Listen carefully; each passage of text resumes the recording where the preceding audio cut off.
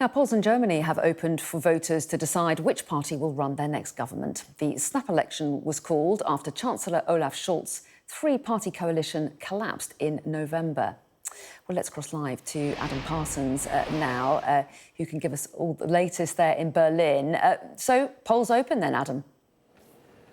Yes, they are. They are open now, running till later this afternoon in a really consequential election for the simple fact that Germany is the wealthiest, biggest economy in Europe, most populous country in European Union.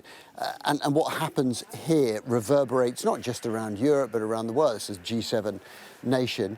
And as you said, that rather precarious government led by Olaf Scholz collapsing in November because of the coalition that is almost inevitable in German politics. So poll stations are open now.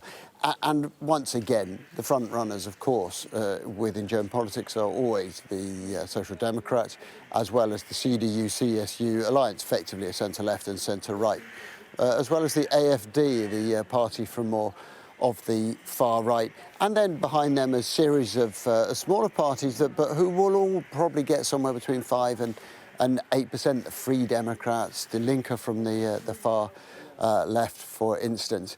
Now, this has been an election which has been covered largely by sort of a number of themes. One of them is the economic performance of Germany, a country that has for so many years been an economic and industrial powerhouse of this continent. But in the past 12 months, the economy here has struggled, rather insipid performance, and in fact sort of economic output declining, while in Britain, France, Italy, the rest of Europe, these economies have actually grown a little. So that has certainly been in the minds of voters. So has been migration, a topic that has been prevalent in so many European elections in recent years. That has been talked about a lot. And of course, in recent times, we've had a series of attacks in Germany that have been perpetrated by people who were migrants into this country.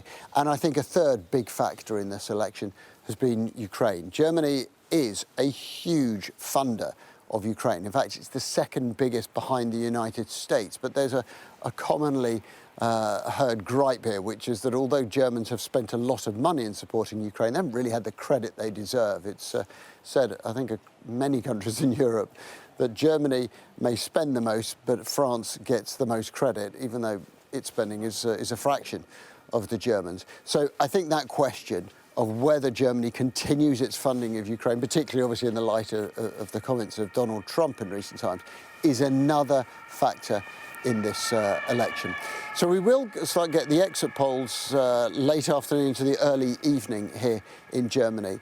Spoiler alert, almost certainly this result will not create a party that gets past 50% on its own. It's almost inconceivable. So this will be the precursor for days, if not weeks, of talks about the coalition government that will lead Germany into the future.